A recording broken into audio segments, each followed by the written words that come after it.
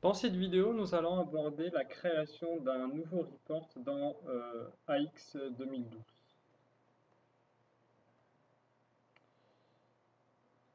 Alors, je vais commencer d'abord par la création d'un nouveau projet.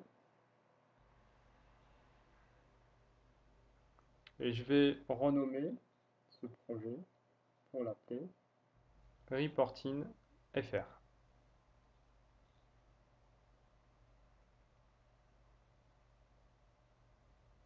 Dans ce projet, je vais rajouter une nouvelle query que je vais renommer aussi.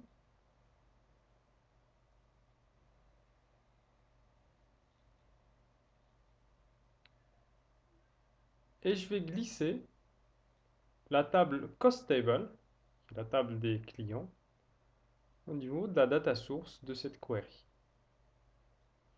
Je vais modifier la propriété dynamique des champs pour pouvoir les afficher dans la query. Et je vais enregistrer tout simplement cette query. Dans Visual Studio, on va se retrouver avec un nouveau menu qui s'appelle Application Explorer, dans lequel on va retrouver la liste de l'ensemble des objets de l'AOT, et notamment les reporting, ça c'est les anciens reports X++, et on va retrouver aussi la liste de l'ensemble des rapports RS, SSRS. Sachant que dans AX 2012, l'ensemble des reports X++ ont été migrés en Reporting Services. Je vais maintenant créer un nouveau projet.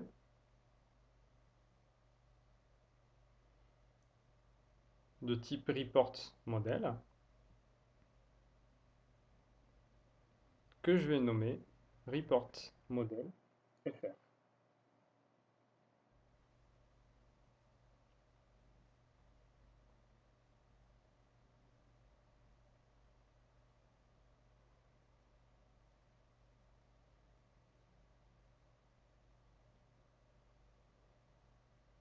Dans ce nouveau projet, je vais rajouter un nouveau report, cliquons sur Add, Report, et j'ai la possibilité de rajouter d'autres types de reports, notamment des graphiques ou des matrices.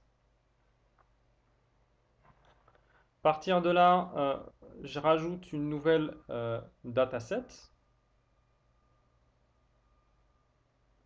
que je vais nommer client. On peut retrouver plusieurs types de datasets. Premièrement, la possibilité d'accéder à plusieurs sources de données. Dans cet environnement, on a paramétré la source Dynamics AX pour l'AOS ou des cubes OLAP AX. Quand il s'agit en fait de Dynamics AX, on va retrouver une liste de types de sources de données. Ça peut être des queries, ça peut être l'appel de la business logic Dynamics AX, ou ça peut être aussi, dans la version AX 2012, toute la partie Report Data Provider ou Enum Provider. On va rester sur la partie query et on va aller chercher la query qu'on a créée tout à l'heure. Ici, il nous sort la liste de l'ensemble des queries.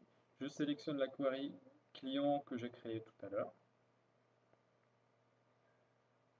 Et je vais me retrouver avec la liste de l'ensemble des champs de cette query que je peux sélectionner. Ou je peux aussi sélectionner des groupes de champs. Par exemple, le groupe AutoReport.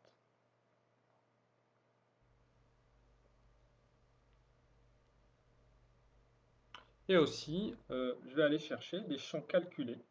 Les champs calculés qui sont calculés au niveau de la table dans les méthodes display.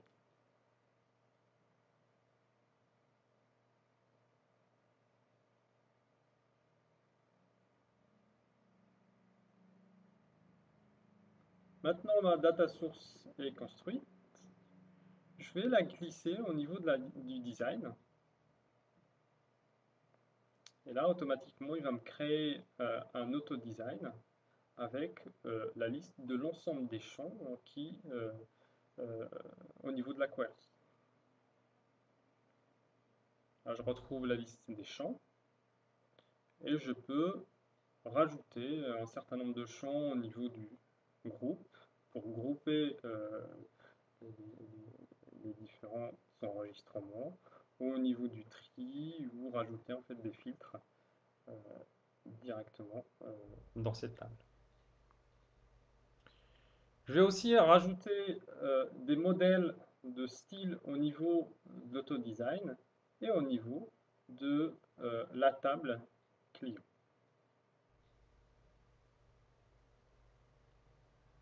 Une fois que j'ai fini, je vais visualiser le résultat de ce report directement dans Visual Studio.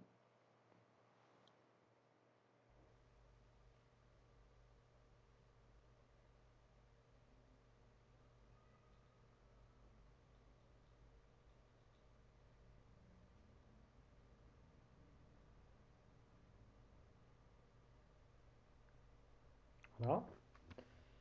Et là, je me retrouve avec le groupe, un agrégat par rapport au groupe client et la liste de l'ensemble des enregistrements avec les champs calculés de ma requête.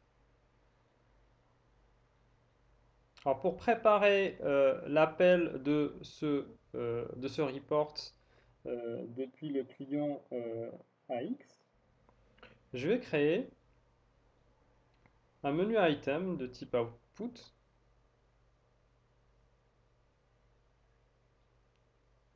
et type reporting SSRS report.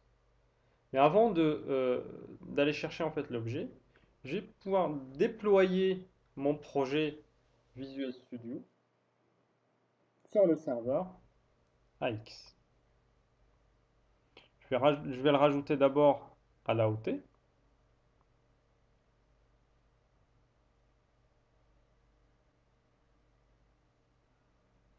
Et puis, je vais lancer le déploiement de ce projet. Un clic droit, déploie.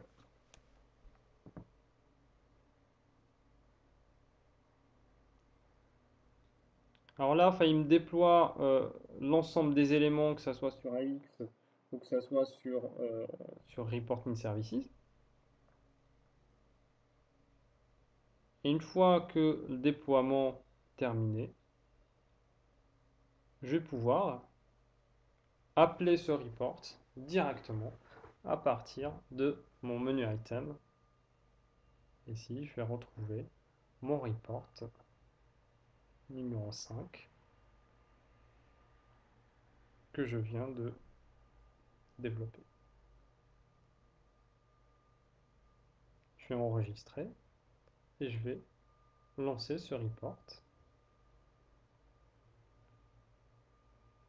Comme pour l'ensemble des reports Dynamics AX, j'ai la possibilité de sélectionner les enregistrements pour avoir des filtres sur les enregistrements, ainsi pour la partie traitement par l'eau, paramétrer la partie traitement par l'eau.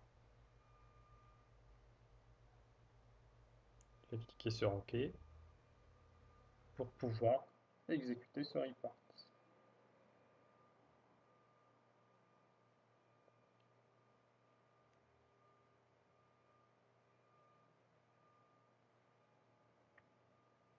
Maintenant, mon report peut être soit imprimé, soit enregistré en plusieurs formats.